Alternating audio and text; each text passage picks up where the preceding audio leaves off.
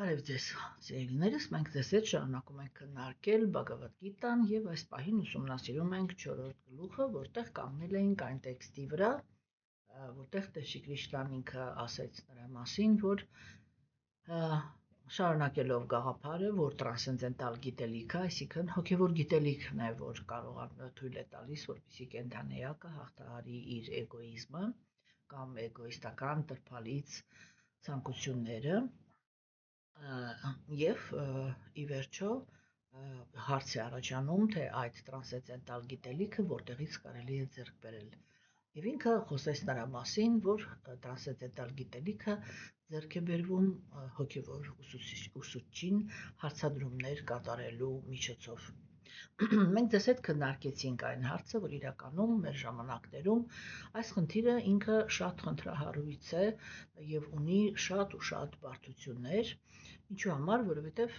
այս պահին մենք ձեզ հետ ապրում ենք աստվածամեժության դարաշրջանում եւ դա նշանակում է, որ ինչպես եւ կյանքի մնացած բոլոր ոլորտները, անխտիր բոլոր ոլորտները, այդպես էլ եւ կրոնականությունը ինքը հարձակումների է ենթարկվում կեղծարարների, կարիերիստների, նյութապաշտների կողմից։ Եվ իհարկե հոգևոր դաշտը այս իմաստով տուժում է ամենաշատը, որովհետև հենց հոգևոր դաշտում է, որ այդպիսի անձնավորությունների գոյությունը պետք է որ հնարավոր չլիներ, բայց այստեղ ամեն ինչը բացատրվում է այդ մի նախադասությամբ. ապրում ենք աստվածամեժության դարաշրջանում։ Եվ սա արդեն իսկ նշանակում է, որ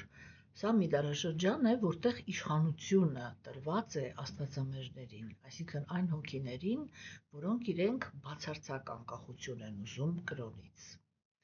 Բայց փորձը ցույց է տալիս, որ կրոնից ընդհանրապես խուսափել չի ստացվում։ Այդ պատճառով աթեիստները իրենք սովորաբար աստվածամեժության դարաշրջանում դիմում են երկու մեթոդի։ Առաջինը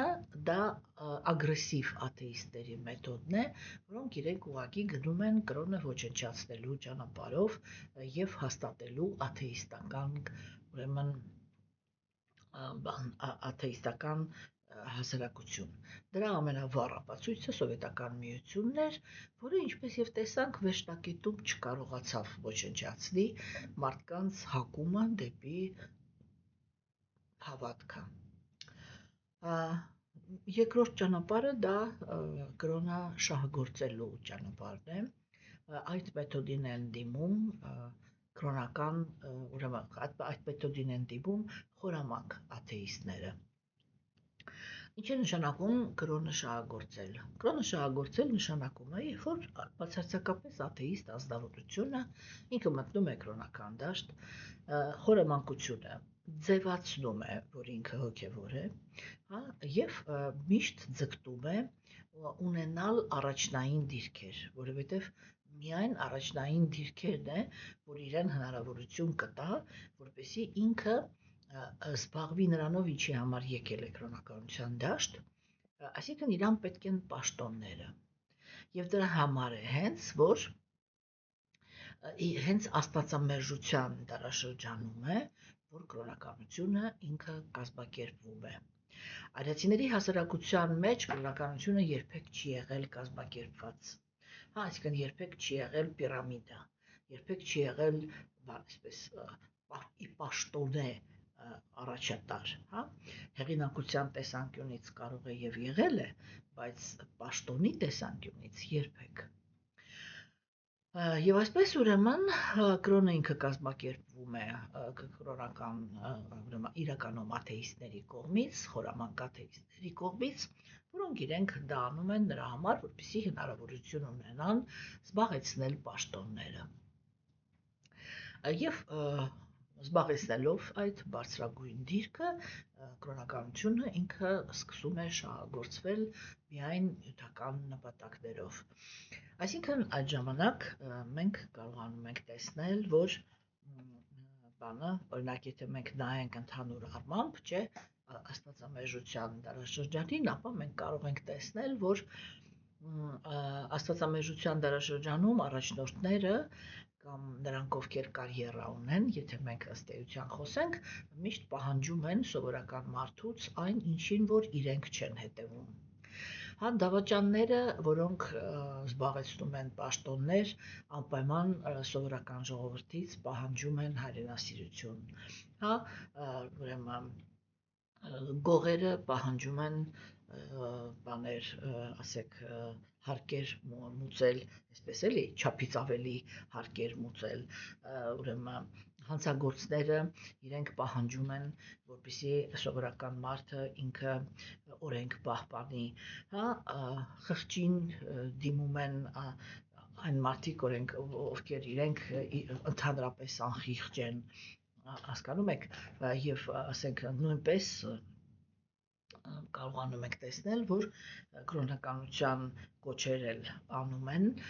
ոչ թե կրոնականության կոչեր, իմенно աղանդավորության տեսանկյունից, հա, որ այսինքն միայն այս կրոնը, միայն այս հաստատությունը իրականում չէ, կարող է տանել մարդուն հոգևոր տեսանկյունից հաջողության, հա, եւ այո, Աստվածամերժերը այդ ժամանակ կոչ են անում սովորական մարդուն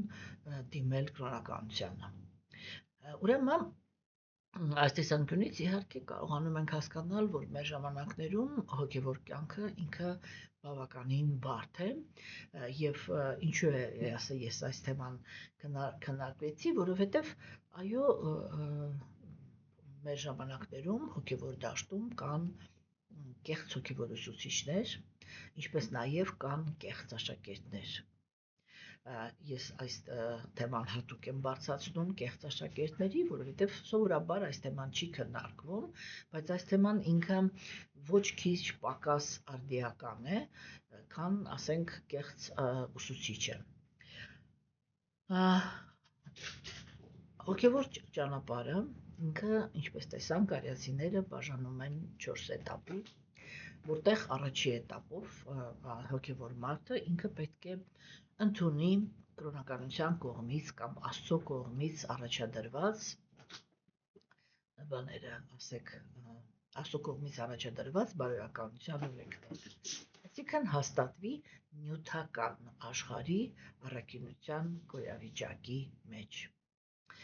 Եվ սա իրեն ապահովում է տառապանքից ազատ եւ ինչքան որ դա հնարավոր է նյութական աշխարհում, ապահով եւ երջանիկ կյանք։ Այս ընթացքում գերնպատակն է, հոգևոր նպատակը կայանում է նրանում, որպեսզի հոգին ինքը վերադարձնի իրեն վստահությունը Աստծո հանդեպ։ Այսինքն հոգին զբաղվելով կրոնականությամբ պետք է ստանա երջանկություն, հա, եւ այդ երջանկությունը ինքը պետք է օգնի, որպեսզի հոգին վերականգնի իր վստահությունը Աստծո հանդեպ եւ վստահի նրա կարծիքին։ Երբ որ կրոնը ինքը գտնվում է կեղծարարների ձեռքում, ապա այդ ժամանակ կեղծարարները իրենք նպատակ չեն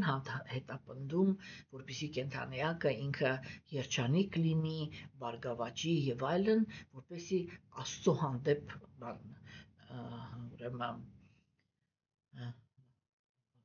վստահություն ավելացնի։ Նրանք հետապնդում են նպատակ, որպեսզի միշտ ունենան հետևորդներ եւ այդ հետևորդների միջոցով ձեռք բերեն նյութական բարգավաճություն եւ իշխանություն։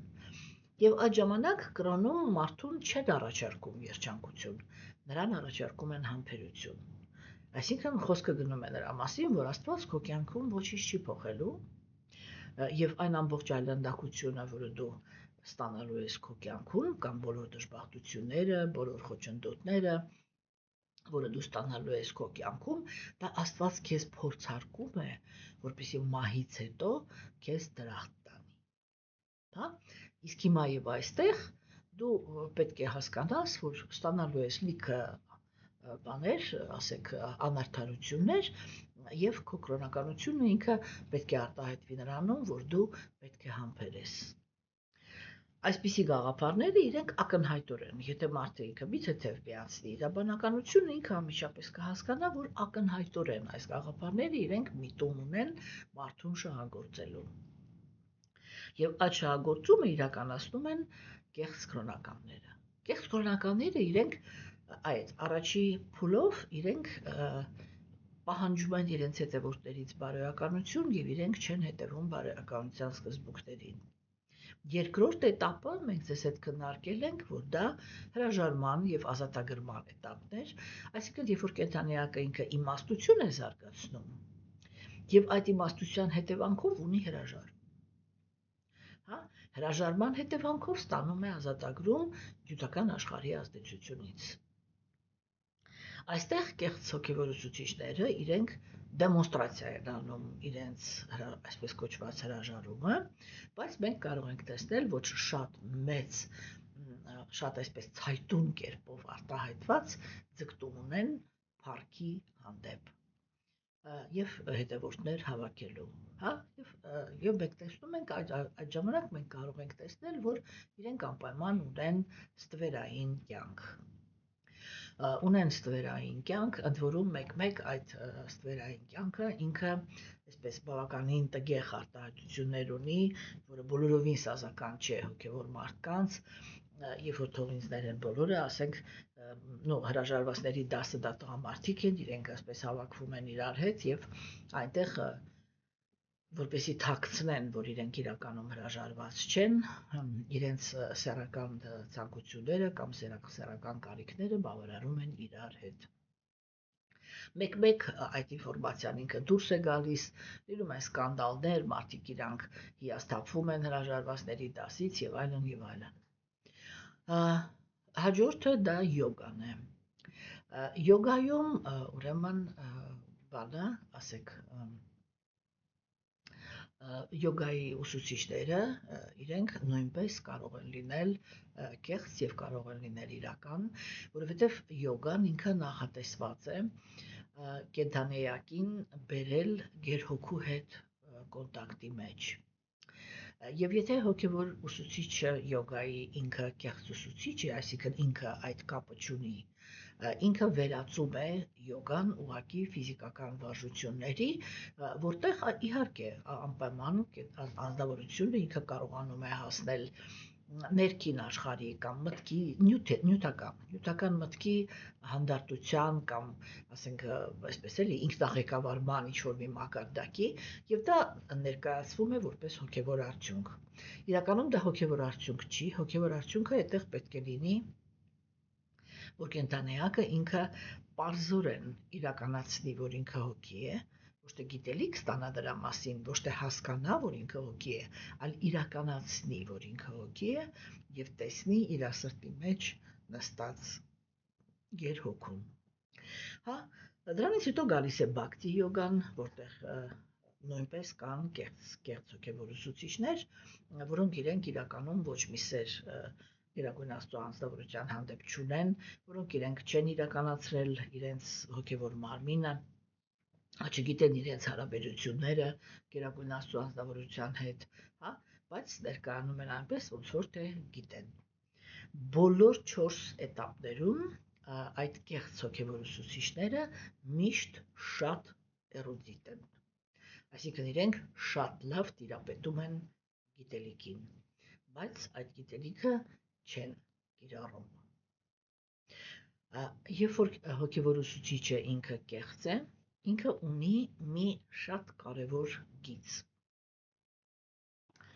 Ինքը գիտելիքը տալիս է, այսինքն այն ինչ ինքը գիտի, ինքը տալիս է միայն եւ միայն վարձատրության դիմաց։ Իհարկե, իրական հոգևոր ուսուցիչները նույնպես կարիք ունեն նյութական ապահովության։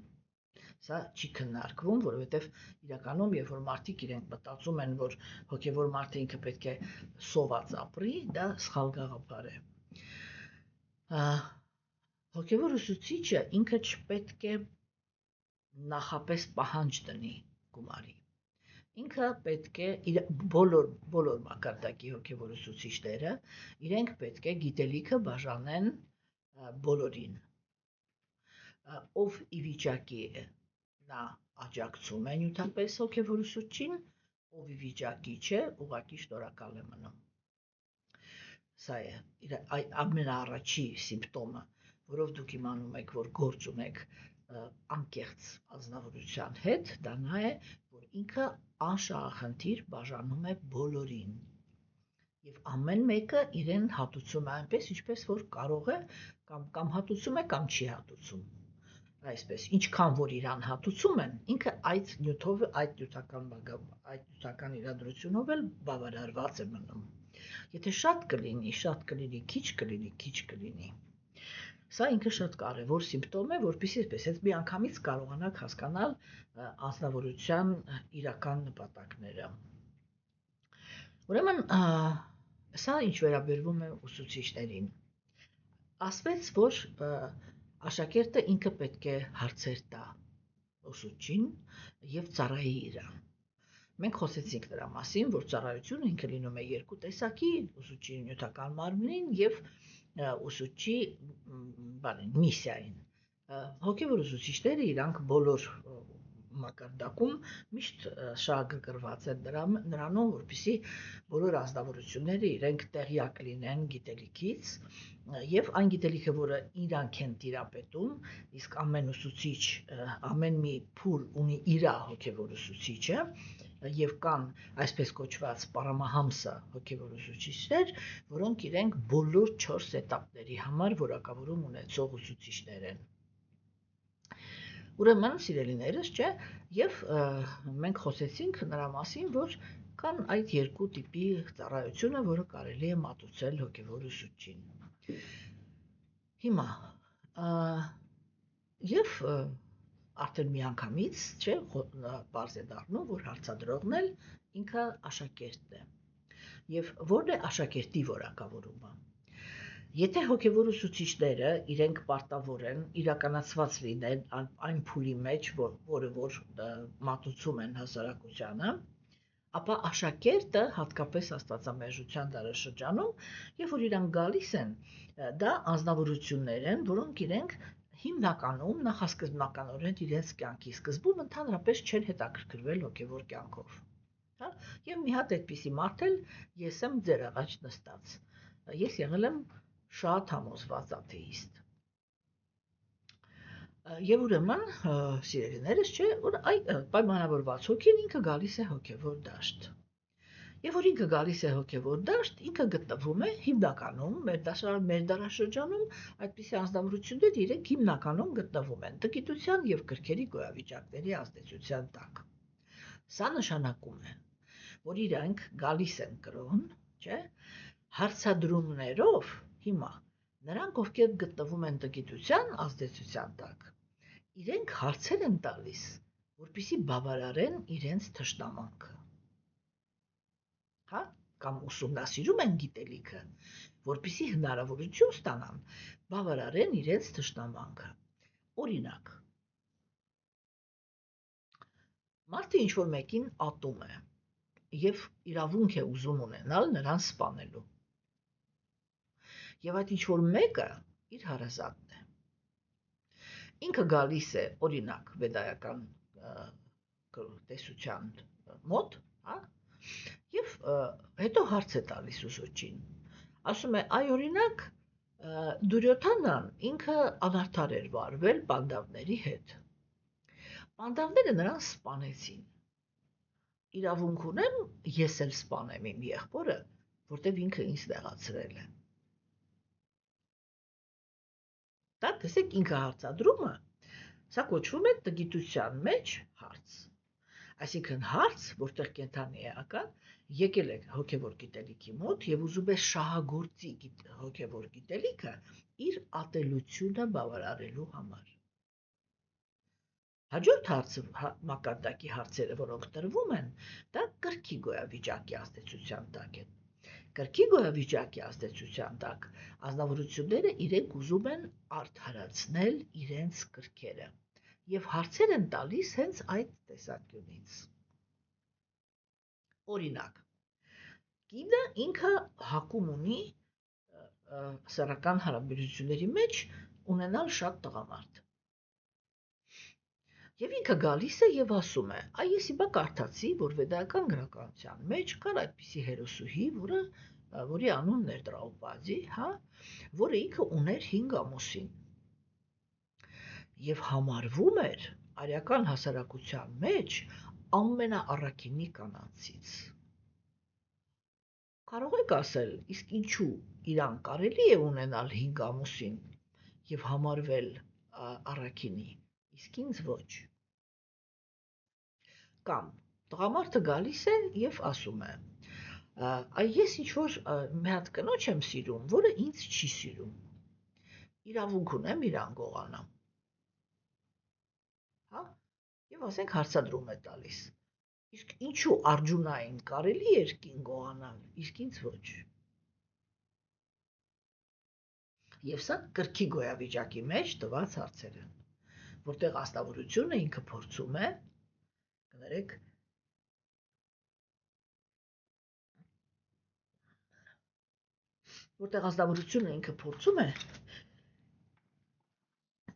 հոգևոր գիտելիքը շահագործի իր կրքերը արդարացնելու համար։ Ինչպես հասկանում ենք, այս երկու տեսակի հարցերը իրենք իրականում վիրավորանք են հասցված հոգևոր գիտելիքին եւ հոգևոր ուսուցչին, հա, եւ ոչ մի հոգևոր արդյունք այսպիսի հարցադրումները չեն կարող տալ։ Ուրեմն եւ իսկ առաքինության մեջ կենթանիակը աշակերտը ինքը հարցեր է տալիս իր պարտականությունների շուրջ։ Այսինքն դա արդեն այն անձնավորությունն է, որը ինքը ոչ փորձում է իր ատելությունները բավարարի, ոչ էլ իր կրքերը։ Ինքը գալիս է հարցնելու համար, իսկ որն է արդարությունը, իսկ ինչ է բարիությունը եւ ինչ է ճշմարտությունը, որն են իմ պարտականությունները, ինչպես հասկանամ իմ նախասահմանումը։ Հա, այսինքն առաքինի անձնավորությունները իրենք այդ սկզբնական շրջանում դա այսպես բարոյականության դաշտն է, չէ՞, իրանք այդ հարցերն են տալիս, ինչպես հաստատվեմ բարոյականության մեջ։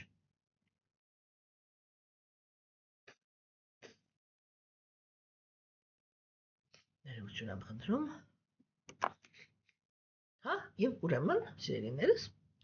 դա արդեն առաքինության գոյավիճակի ազդեցության տակ գտնվող հարցադրումներ են, եւ սա արդեն այն հարցադրումներն են, որոնք իրենք արժանի են շատ լուրջ ուշադրության հոգևոր ուսուցչի կողմից։ Տգիտության եւ կրքերի գոյավիճակի ազդեցության տակ տված հարցադրումները սովորաբար պետք է արժանանան այնպիսի պատասխանի, որտեղ հոգևոր ուսուցիչը ինքը կփորձի ուրեմն հակադրվել եւ թշնամանքը բավարարելու ցանկության եւ կրքերը, որտեվ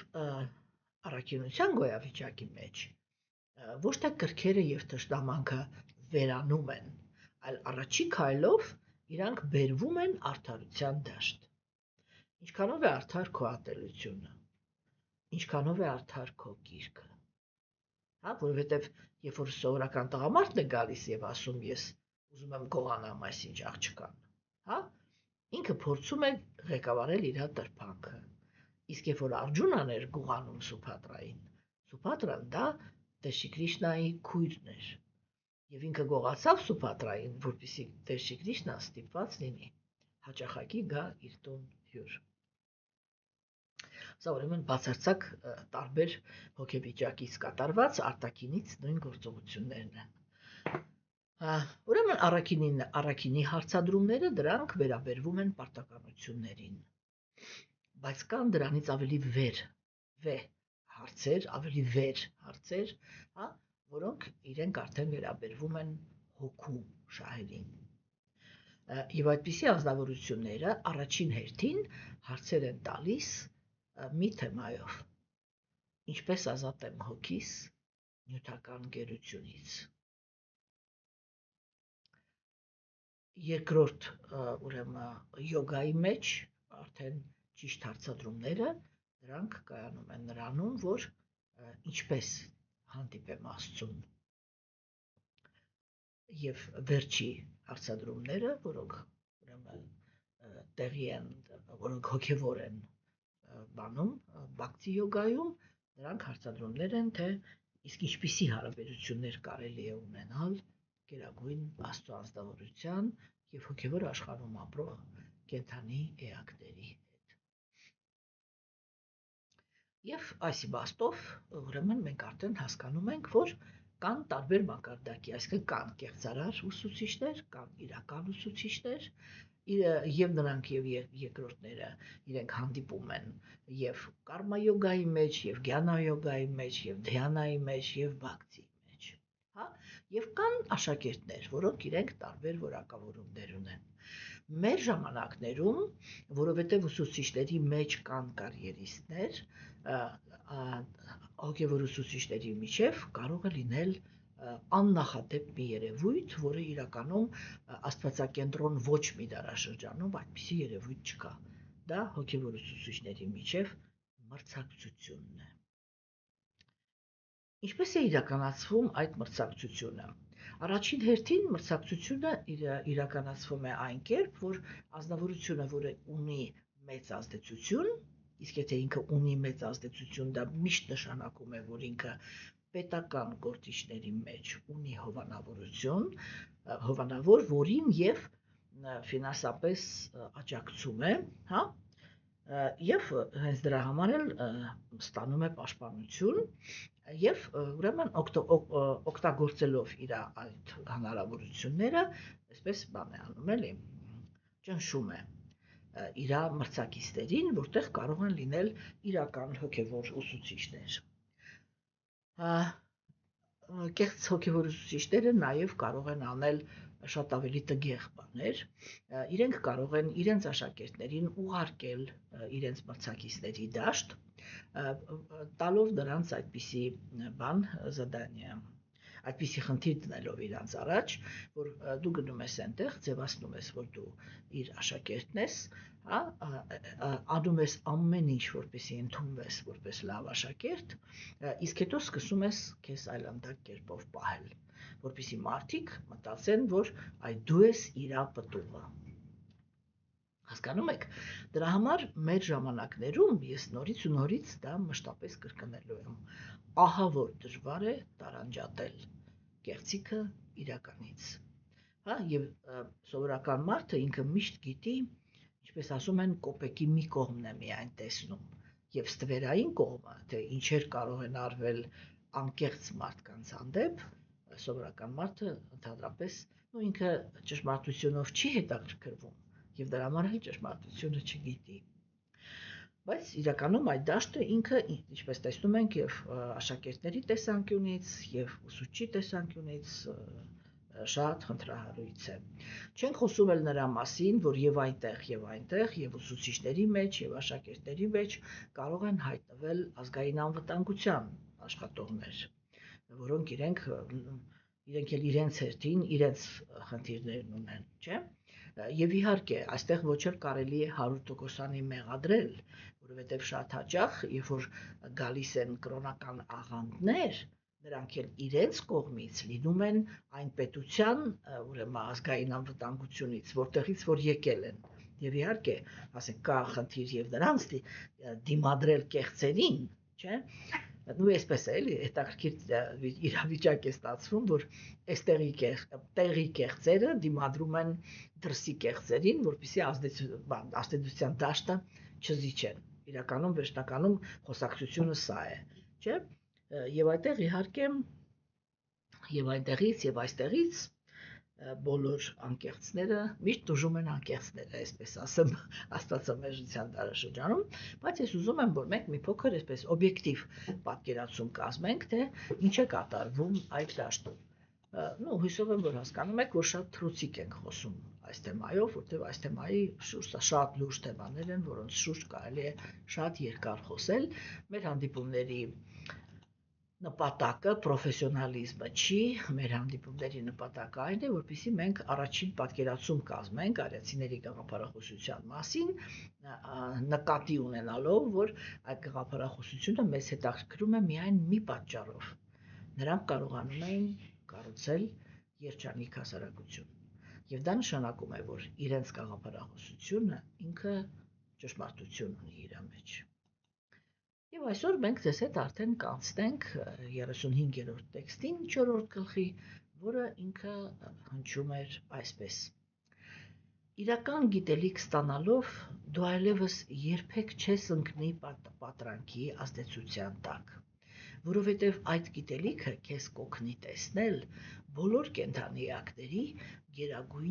գերագույնի, որ բոլոր կենդանի էակները գերագույնի մասնիկներն են, կամ այլ կերպ ասած, նրանք բոլորը գտնվում են իմ մեջ։ Ուրեմն սա այսպես պարզ արտահայտությունով ասված գաղափարը իրականում շատ բարդ գաղափար է։ Ինչ ասեց Գերագույն Աստծո ազնվորությունը։ Ինքը խոսեց գիտելիքի հետևանքի մասին։ Ուրեմն իրական գիտելիքը այստեղ շատ կարևոր է, որովհետև գիտելիքը ինքը երկու տեսակի է լինում։ Լինում է այն գիտելիք, որը ինքը պարզաբանում է մեր համար ճշմարտությունը, եւ կա գիտելիք, որը ինքը մեզ խճճում է։ Այսինքն մեկը տանում է դեպի պրոսվիտլենիա, դեպի լուսավորում, բանականությամբ, մյուսը հակառակը, ավելի շատ խճճում է մեզ, քան մենք կայինք մինչև իր հետ շփվելը։ Սա կոչվում է գիտելիքի միջոցով մանիպուլյացիա, որը մեր ժամանակներում շատ ինտենսիվ արվում է, արհեստական բանականությունով սկսած մինչև հեռուստացույց եւ այլ բաներ էլի, ժուրնալիստիկա եւ այլն, չէ՞։ Բոլորս էլ տեղյակ ենք, որ այդ ամենը հիմա շատ խիստ հենված է մանիպուլյացիաների, ուրեմն հետազոտությունների վրա, թե ինչպես կարելի է ընդհանրապես մանիպուլյացիաներ կենդանեակի գիտակցությունը։ Եվ դա կոչվում է խճճող գիտելիք։ Այստեղ խոսացվում է իրական, որտեղ իրական հոգևոր գիտելիքը ինքը պետք է ազնվորությանը տանի դեպի լուսավորություն։ Եթե ինքը դեպի լուսավորություն չի տանում, այսինքն երբ որ դու տեսնում ես ճշմարտությունը այս աշխարհի, որտեղից են, օրինակ շատ տառապանքներ կենդանեակի կյանք գալիս են այն կետից, որ կենդանեակը ինքը չի կարողանում օբյեկտիվորեն գնահատի նյութական աշխարհը։ Ինչ է նշանակում օբյեկտիվորեն։ Այսինքն, որպեսզի ինքը հասկանա, թե ինչի համար է այս աշխարհը նախատեսված եւ ինչպիսին է այս աշխարհի կառուցվածքը։ Եվ այդ ժամանակ ինքը ճիշտ սպասումներ ունի այս աշխարհից։ Հասկանում եք, չէ՞։ Օրինակ մենք գիտենք, որ մարդիկ իրանք լինում են սենտիմենտալ։ Սենտիմենտալիստները իրենք սովորաբար, այսպես է, ինչ-որ ամպոտ պատկերացումներ ունեն նրա մասին, թե աշխարհը ընդհանրապես ինչ է պատրաստվում իրանց տալ։ Եվ իրենք մտածում են, բայց աշխարհը ինքը չի պատրաստվում տա այն, ինչ որ իրանք իրենց համար բաներ իրանց մտքերում պատկերացնում են։ Հասկանում եք։ Եվ սա ինքը շատ կարևոր կետ է։ Սա ինքը շատ կարևոր կետ է, որովհետև իրականում կենդանեակը շատ հարցեր է լուծում, թեկուզ այսպես ամեն օրվա իր կենցաղի մեջ, եթե ինքը ճիշտ է գնահատում աշխարհը, ճիշտ է կարողանում գնահատել եւ հետեւաբար ճիշտ է իր սպասելիքները այս աշխարհից ճիշտ են, չէ՞, օրինակ եթե ես փոքրիկ երեխային, շատ պրիմիտիվ օրինակներ եմ բերում,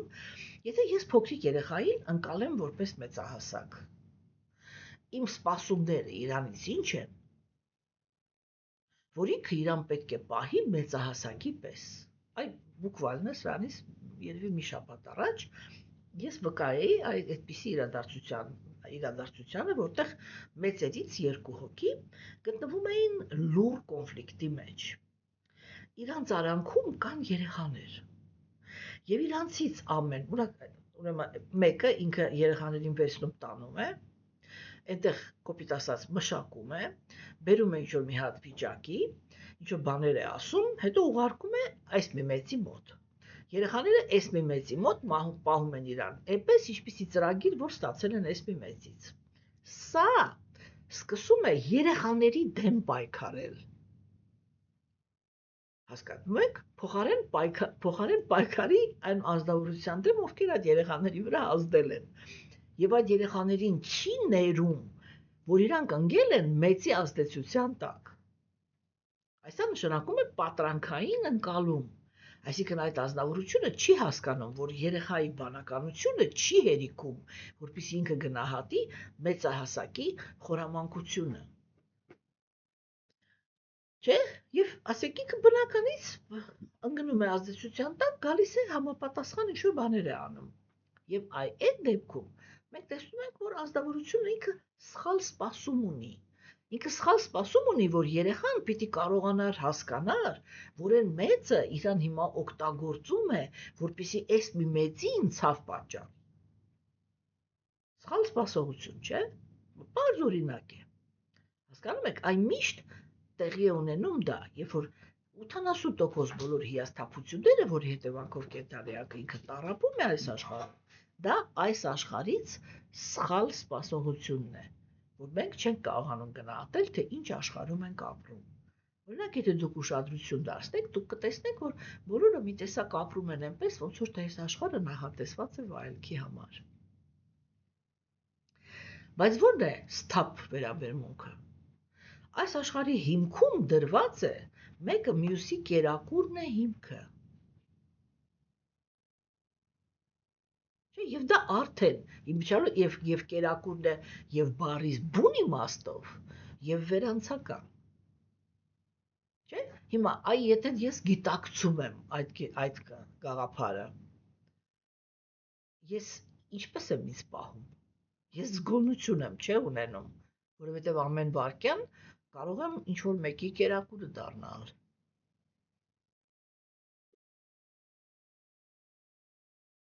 Հասկանում եք։ Իսկ եթե ազնվորությունը ինքը սենտիմենտալիստ է, ինքը այսպես պատկերավոր ասեմ, մեծանում է Մադագասկար մուլտֆիլմի հիմքի վրա, հա, որտեղ այդ գաղափարն է առաջ քաշվում, որ առյուծը կարող է միս չուտել։ Բա ինչի հաշվին է կենթանի մնում, վերջնականում այդպես էլ չի երևում։ Հասկանում եք։ Եվ ինքը մեծանում է այդպես, որ դե առյուծն էլ կարող է լինել խոտակեր, ո՞րն է խնդիրը։ Եվ ինքը ինձ համար կարող է լինել լրիվ անվտանգ եւ լինել ինձ համար ընկեր։ Կեղծ գաղափար է ներշնչվում մարդուն։ Հասկանում եք, ովքեր են դա անում։ Գիշատիչները։ Հասկանում եք, որոնց համար շատ կարևոր է, որ մենք թուլացած լինենք, որ չդիմադրենք, երբ որ իրանք գալիս են մեզ հոշոտելու։ Չէ՞։ Եվ այդ սպասումը, ինքը ճիշտ սպասումը, ինքը միշտ հնարավոր է ճիշտ գիտելիքի հիմքի վրա։ Հիմա դրա համար ինքը ասեց այստեղ. իրական հոգևոր գիտելիքը դու ազատում է կենթանի էակին պատրանքից, այսինքն նյութական աշխարհը դա պատրանքային աշխարհ է։ Ես կարծեմ, այստեղ թե Բhagavatam-ում արդեն մի թեթև խոսացել եմ այդ թեմայով, չէ՞։ Պրոստը մի քիչ հետո այնտեղ շատ խորն ենք խոսալու, չեմ ուզում բանանեմ, էլի, այստեղ ընդհանրացնեմ։ Բայց այսպես երկու խոսքով եթե ասենք, չէ, մենք պետք է հասկանանք, որ երբ որ մենք արիացիներ իրենք ասում են նյութական աշխարհը պատրանքային է, դա չի նշանակում, որ դա գոյություն չունի։ Բոլոր իրերը, բոլոր օբյեկտները իրապես գոյություն ունեն։ Բա ո՞րն է պատրանքը։ Պատրանքը ընկալումն է։ Որովհետև ամեն ինչի ղեկավարում է Աստված, եւ պատրանքը նրա մեջ է, որ ինքը չի երևում։ Մենք այդ ղեկավարումը այսպես տեսանելիորեն չենք տեսնում։ Ինչու չենք տեսնում։ Որտեղ նյութական աշխարհը ինքը նախատեսված է այն կենթանիակների համար, որոնք չեն ուզեցել Աստծուն։ Այ հոգևոր աշխարհում բոլորը գիտակցում են, որ ամեն մի մոլեկուլը շարժվում է ինչու, որտեղ իրանք տեսնում են, որ սա Աստծո էներգիան է։ Մենք նյութական էներգիան դա այն էներգիան է, որին մենք տեսնում ենք Աստծուց կտրված։ Եվ դա պատրանք է, որտեղ Աստծուց ոչինչ կտրված չի։ Եվ այս դրա մասին էր այս տեքստը։ Հա։ Հիմա տեսեք, ինքը ասեց, իրական հոգևոր գիտելիքը ինքը պետք է քեզ ազատի պատրանքից։ Ինչպես է գիտելիքը տանում դեպի այդ ազատագրում։ Ամենաառաջի գաղափարը, որը կենթանիակը հոգևոր դաշտում պիտի ընկալի, այսինքն էլի իրականում մեր ժամանակներում դա դժվար չի ընկալել, որտեվ հենց աթեիստ գիտնականները իրենք այսպես էլի ցայտուն, շատ խորքային ապացուցել են մեզ, ինչը, թե ինչքան կազմակերպված է աշխարհը։ Հասկանում եք, որովհետև ցանկացած սիստեմա ինքը խոսում է նրա մասին, որ կա բանականություն, որ այդ սիստեման ստեղծել է։ Եվ եթե կա ստեղծող, ուրեմն անպայման կա այդ հարցը, ինչի համար է ինքը դա արել։ Եվ միայն ինքը կարող է ասել, թե ինչի։ Մնացած բոլորը կարող են այդ անուղղակի կերպով մտորումների միջոցով, այսպես էլի, ենթադրություններ անել, բայց երբեք չեն կարող։ Մենք կարող ենք ասել, եթե այստեղ ենք նայում, ստացվում է, որ այս սրա համար է։ Եթե այնտեղ ենք նայում, ստացվում է, որ այս սրա համար է, բայց ոչ մի բանը չենք կարող պնդել վերջնական, որտեղ մենք չենք արարել։ Հասկանում եք։ Մենք չենք արարել, չէ՞, որովհետև օրինակ ասենք, չգիտեմ, օրինակ եթե մենք վերցնենք դանակը, չէ՞, այդ դանակ է։ Մենք կարող ենք ասել, այս իրը ինքը կտրող է։ Հիմա, այն նա, որ այս դանակը սարքել է, ինչ էր ուզում։ Հաց կտրեր, թե մարցպաներ։ Տեսեք, այդ հարցին մենք երբեք չենք կարող պատասխանել, մինչև ինքը սարքողը չասի։ Ես կոնկրետ այս դանակը սարքել եմ, որ մարցպանեմ, կամ ես կոնկրետ սարքել եմ, որ հաց կտրեմ։ Մենք կարող ենք հասկանալ իրի պոտենցիալ, որ այս իրով կարելի է անել սա։ Հիմա նա որ սարքել է, ինչի համար է սարքել։ Հասկանում եք, այդ հարցին մենակ ինքը կարող է պատասխան տալ, չէ՞։ Դրա համար ինքը ասեց, որ երբ որ դու ստանում ես իրական գիտելիքը, դու դուրս ես գալի պատրանքից։ Իսկ ո՞րն է այդ պատրանքը։ Այդ պատրանքը այսա է, որ գիտելիքը քեզ կօգնի տեսնել, հա, որ բոլոր կենդանիակները իմ մասնիկներն են։ Եվ նրանք բոլորը գտնվում են իմ մեջ։ Հասկանում եք։ Այսինքն ինչ է ուզում ասել, որ դա պատրանք է։ Այդ քո պատրանքը կայանում է նրանում, որ դու չես տեսնում, որ դուք բոլորդ իմ մասնիկներն եք։ Հա, եւ դուք ընկալում եք այդ ձեզ ամեն կենդանիակ ինքը իրան ընկալում է ինձանից անկախ եւ բոլորին է ընկալում ինձանից անկախ։ Հասկանում եք, երբ որ կենդանիակը ինքը վերականգնում է իր կապը Աստծո հետ, չէ՞։ Տեսեք, մենք երբ որ ասում ենք վերականգնել կապը, չէ՞, բոլոր հոգևոր գիտելիքներն էլ դա ասում են, բայց ինչ է նշանակում վերականգնել կապը Աստծո հետ։ Առաջի հերթին, երբ որ մենք վերականգնում ենք այդ կապը, Գերագույն Աստծո ազնվորությունը ինքը ցույց է տալիս մեզ, որ իր ամեն մի մասնիկը իր համար թանկ է։ Չէ՞։ Եվ տեսեք, երբ որ մենք գիտակցում ենք, որ մենք բոլորս մի կենտրոնի մասնիկներ ենք, եւ բոլորս հավասարապես իրան թանկ ենք։ Հա՞։ Մենք այդ ժամանակ կարող ենք իրար ցավ պատճառել։ Չենք կարող։ Հասկանում եք, դեռ ես միշտ ասում եմ, եթե նույնիսկ Աստված չկա, այդպիսին ինչպիսին որ իրան ներկայացնում են արիացիները, այդպես պետք է հորինել։ Իրանք եթե հորինել են Աստծուն, իրանք հորինել են այնպիսի Աստծուն, որի հետևանքով երջանիկ են եղել։ Եվ այդ երջանկության հիմքերից մեկը այս սկզբունքն էր, որ բոլորը պիտի գիտակցեն։ Մենք բոլորս, որտեղ եթե մենք ասում ենք բան, мы с тобой одной крови, հա, աթեիստներն են, չէ՞, այդ գաղափարը առաջ քաշում, որ այո, մենք բոլորս պիտի հասկանանք, որ մենք բնության ձագեր ենք։ Շատ կներեք, իսկ բնության մտադրությունը ո՞րն է։ Որ մեկը մյուսին ուտում է։ Հա, եւ եթե ես հասկանում եմ, որ ես բնության արտահայտությունն եմ, մեր հիմքը թշնամանքն է, այլ ոչ թե սերը։ Հասկանում եք, այն մնացած ամեն ինչը Մադագասկար մուլտիկն է եւ ոչ ավելին։ Ինչ գաղափար ուզում է առաջ քաշվի։ բանի ալտրուիստական, որովհետև այստեղ հայ ալտրուիստները ինչ են անում, իրանք այստեղ գնում են ինչ-որ մի հատ հիվանդ շունիկ են բռնում և սկսում են այդ շունիկին բուժել, բայց 5 րոպե հետո գնում են և ամենադաժան կերպով սպանված թռչուններին, կովերին և խոզերին խորովում են և ուտում, այդտեղ բարիությունը ո՞րն էր, կարող եք ասել, որովհետև հիմքում այդ դաժանությունն է դրած, մեկը ապրում է մյուսի հաշվին, հասկանում եք, իսկ երբ որ մենք Աստծո հետ կապն ենք վերականգնում, այդտեղ մենք մասնիկներ ենք, սիրո, որտեղ գերագույն Աստծո ազնվորությունը ինքը սերն է, հա, այդ դրա մասնիկներն ենք, և մենք հասկանում ենք, որ գերագույն Աստծո ազնվորությունը բոլորի երջանկությունն է ուզում, և նյութական աշխարհը ինքը չի արարել, մենք ենք իրան ստիպել, ինքը հոգևոր աշխարհի տիրակալն է,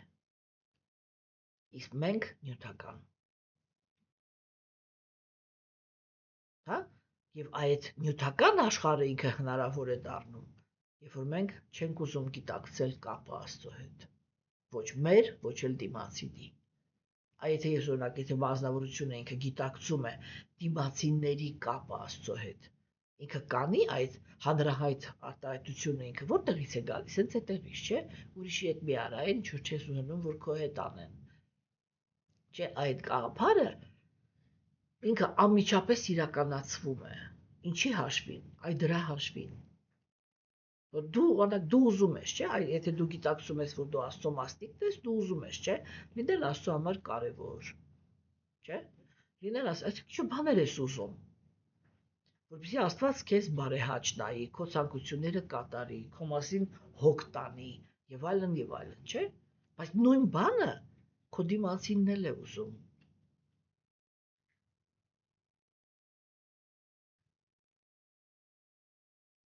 և դու պատրաստվում ես հարձակվես ինչ-որ մեկի վրա,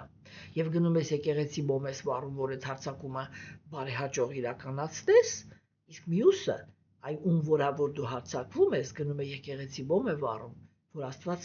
իրան քեզանից պաշտպանի։ Թշնամանքը մենք ենք մտցնում, ոչ թե գերագույն Աստծո ազնվորությունը, չէ, և այդ գաղափարը, որ դու իրականացնես, և որ դու իլյուզիայի մեջից դուրս եկար, իրական գիտելիքը քեզ սա է տալու առաջի հերթին, որ ոչ թե ես ձեզ պատրաստել եմ, այլ դուք իմ անբաժանելի մասնիկներն եք, կոպիտ ասած իմ միսն ու արյունն եք,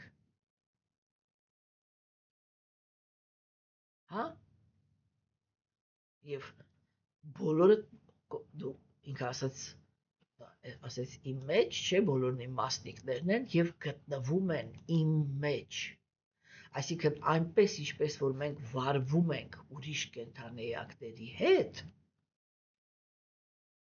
այդպես մենք վերաբերվում ենք Աստծո հետ։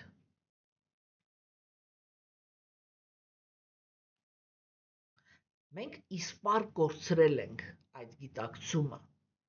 որ Աստված մեզ համար ուզեցել է և ուզում է հավերժ և երանելի կյանք, իսկ մենք ուզեցել ենք իրար սպանել, և գերագույն Աստծո ազնվորությունը ստիպված է եղել արարել նյութական աշխարհը և տալ խոցելի մարմին, որը հնարավոր է սպանել։ Հասկանում եք, այսպիսի բաներ իրանք իրականում շատ կարևոր թեմաներ են, որոնց շուրջ ազնվորությունը ինքը իհարկե պետք է շատ լուրջ մտածի, չէ՞։ Ուրեմն մենք ձեզ հետ կարող ենք բան անել, հասկանալ, հա, որ այս տեքստը ինքը բան է անում, էլի, այսպես ոչ ուղղակի, կոսվենը, ոչ ուղղակի կերպով մատնանշում է այդ պատճառը, թե կենդանեակները իրանք ինչու են հայտնվել նյութական աշխարհում, չէ, այդ է որ, ինքը ինչ ասում է, իրական գիտելիքը քեզ դուրս կբերի իլյուզիայից, ո՞րն է իլյուզիան, Իլյուզիան դա նա է, որ դու որ քեզ եւ ուրիշ կենդանիներին տեսնում ես ինձանից անկախ։ Իսկ իրականում դուք բոլորդ իմ մասնիկներն եք եւ գտնվում եք իմ մեջ։ Չէ՞։ Եվ դա ինչ է նշանակում, մենք ինչ-որ մի հատ process ենք անցել, որը մեզ բերել է իլյուզիայի ազդեցության տակ։ Հիմա հարց. այդ իլյուզիայի ազդեցության տակ մեզ գերագույն Աստծո ազնվորությունն է զոռով գցել, թե մենք ենք ինչ որ պատճառ ունեցել, որի պատճառով ինքը ստիպված է եղել այդպես վարվի։ Չէ՞։ Եթե մենք մտածենք, որ գերագույն Աստծո ազնվորությունն է մեզ այդ իլյուզիայի ազդեցության տակ իրակամքով գցել, չէ՞։ Մենք պիտի հասկանանք, իսկ իրան դա ինչի համար էր պետք։ Ինչպես որ ես թողներեն ինձ հրեաները, նичего личного, չէ, ես իրանց հանդեպ ոչ մի ինչ-որ անձնական ճշտամություն չունեմ, բայց գաղափարը չեմ կարող ընդունել, որտեվ դա հրեաների գաղափարն է, չէ, այդ բանը, առաջագործությունը, որ դրախտում գերագույն Աստծո ազնվորությունը ինքը դրեց գայթակղության ծառը։ Այսինքն առաջի ինիցիատիվան, որպեսզի կենդանի էակի հետ ինչ-որ մի հատ վատ բան կատարվի, արեց Աստված։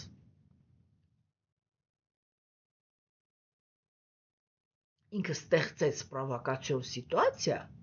դրախտի մեջ, իսկ հետո անիծեց, երբ որ բանականությունից զուրկ կենդանի էակը,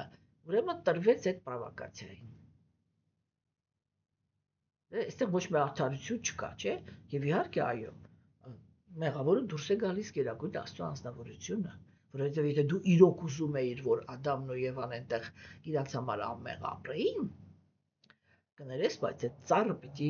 դրախտում չդնեիր։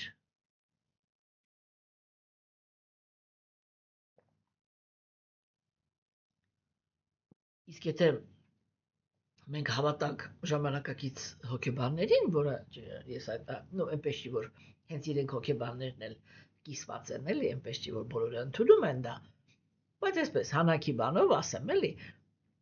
որ ասենք եթե մենք իրոք մտածենք, որ կենդանիակի ենթագիտակցությունը այնքան հիմար է, որ ոչ խոսքը չի հասկանում, հա, ապա մենք կարող ենք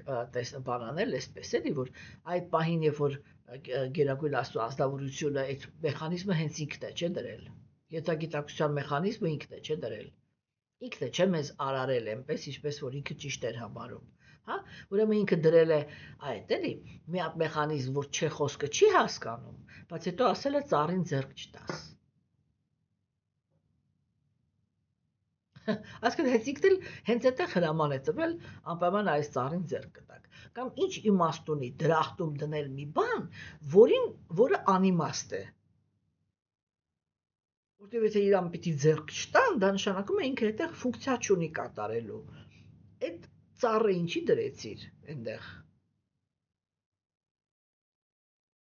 Եվ կնոջն էլ ինչի սարքեցիր անուղեղ, կարող ես ասել։ Ինչի ի սկզբանե դրեցիր անարդարություն տղամարդու եւ կնոջ մեջ։ Որ հետո էլ տղամարդիկ միլիարդավոր տարիներ հնարավորություն ունենան անասելի տառապանքներ պատճառեն կանանց։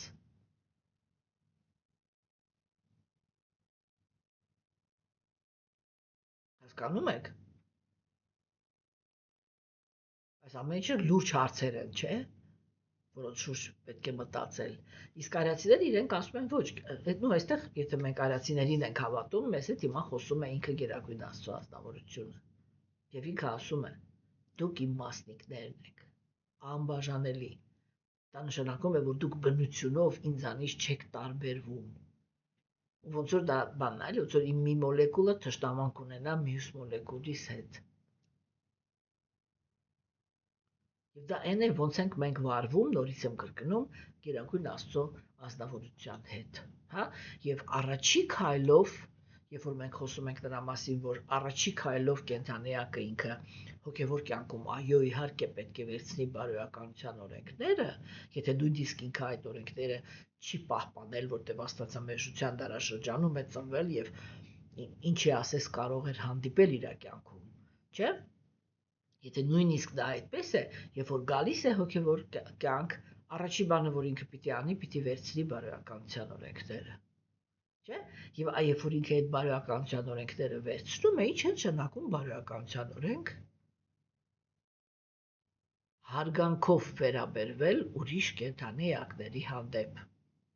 Ընդ որում ճիշտ հարգանքով, որտեղ ամեն մի կենդանի էակ ունի այն ճիշտը, որտեղ իրան պետք է հարգել։ Հասկանում եք։ Տղամարդուն չեն հարգում նրա համար, որ ինքը լավ ճաշեփել գիտի կամ տուն հավաքել, որտեղ իրա պարտականությունը, որը ծնում է իրա հանդեպ հարգանք, դա պաշտպանությունն է, ապահովությունը եւ զարգացումը։ Եվ երբ որ ինքը այդ երեք ֆունկցիան է կատարում, ինքը հարգանքի է արժանի։ Հա? Կնոջը չպետք է հարգել նրա համար, որ ինքը գործունյա է,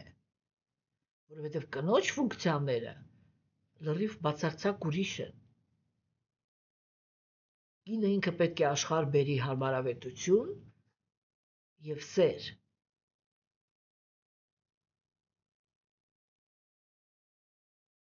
Հասկանում եք։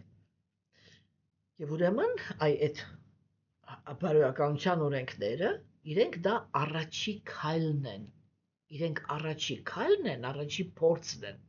որպեսզի ազնվորությունը ինքը կարգավորի այդ իր բանը, որ հասկանա, որ բոլոր կենդանի էակները իրանք իրակույն Աստծո ազնվորության մասնիկներն են, եւ այն թե ինքը ինչպես է այդ կենդանի էակների հետ վարվում, ինքը այդպես է վարվում Աստծո հետ։ Հա? Եվ երբ որ մենք տանջում ենք ինչ-որ մի կենդանի էակի, մենք պատկերավոր ասած Աստծուն ենք տանջում նրա սրտում,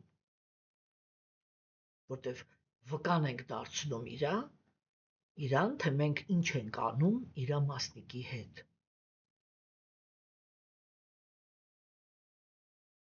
Հասկանում եք։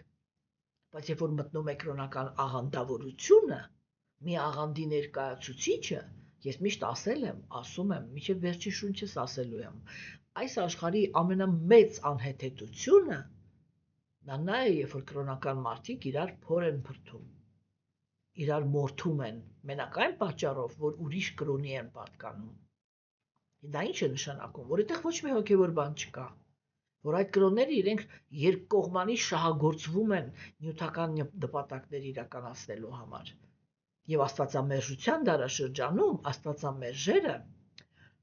գիտեք, այսպես ասեմ, էլի, ասեմ ինչպես կա, մի քիչ կոպիտ կհնչի կներեք, էլի, ձեռք են առնում աստվածակենտրոն մարդկանց ամենաստոր ձևը ձեռք առնելու դա նա է, որ իրանք կարողանում են անել այնպես, որ հոգևոր մարդիկ իրար սպանեն։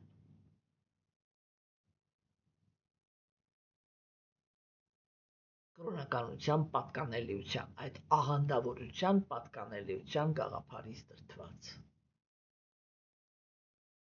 Մենք խոսել ենք դրա մասին, որ ըստ արիացիների ձևակերպման մեծ կրոնները նույնպես աղանդներ են։ Ցանկացած գաղափարախոսություն, որը կրոնականությունը բաժանում է ինչ-որ մի հատ խմբի, դա աղանդ է։ Եվ գոյություն ունեն հզոր աղանդներ, հա, ինչպիսին են հինդուիզմը,